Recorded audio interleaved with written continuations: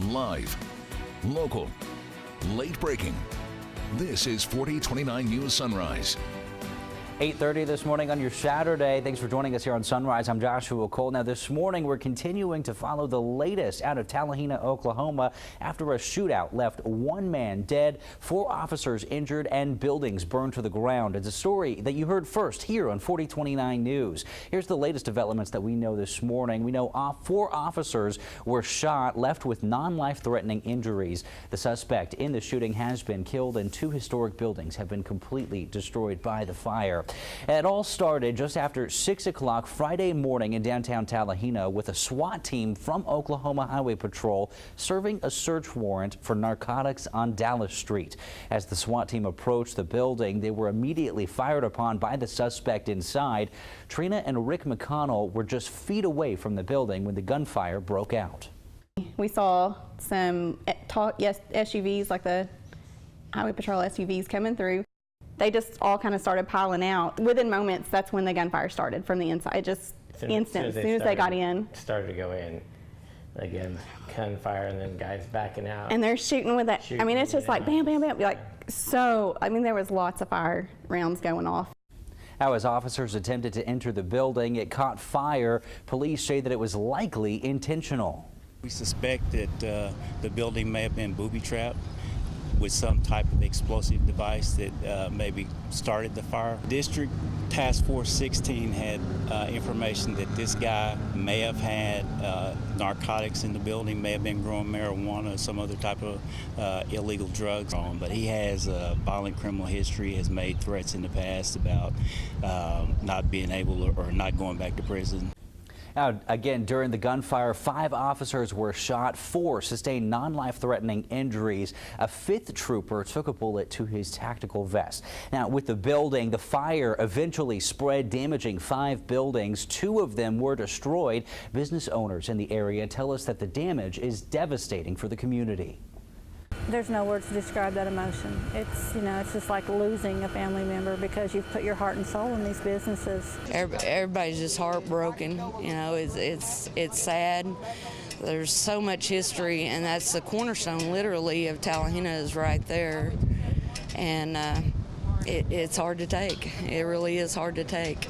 Now, thankfully, no firefighters were injured while trying to put out the flames. Now, the shootout started just as many residents were waking up to start their day. That was the case for Hilton Walker, who said that he quickly realized something was wrong. Well, when I got up, when I heard the noises, I thought it was a neighbor, so I walked outside to see what was going on because I knew it was gunshots. I was very worried because I knew it was gunshots. It was very loud. Well, I knew when I seen the police car something bad was going on because there was a lot of police cars and a lot of black smoke. Now, thankfully, no residents were injured by the fires or the gunshots.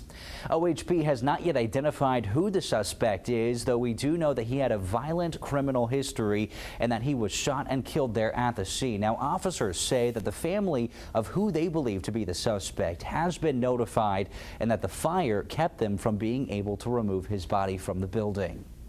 Now, of course, we'll continue to bring you the latest developments from this story, both on air and online at 4029tv.com. You can also get the latest updates sent right to your phone. All you have to do is download the 4029 News app. It's free to download for you. 4029's Joshua Cole is now live in the scene in Talihina. He just got there. And Josh, what do you see? What can you tell us?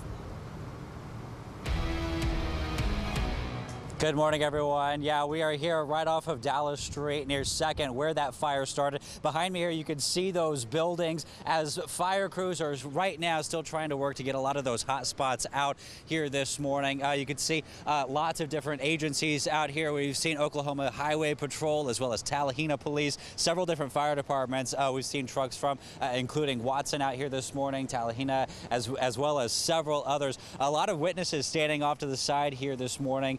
Just watching crews continue to work here this morning, trying to get this fire out.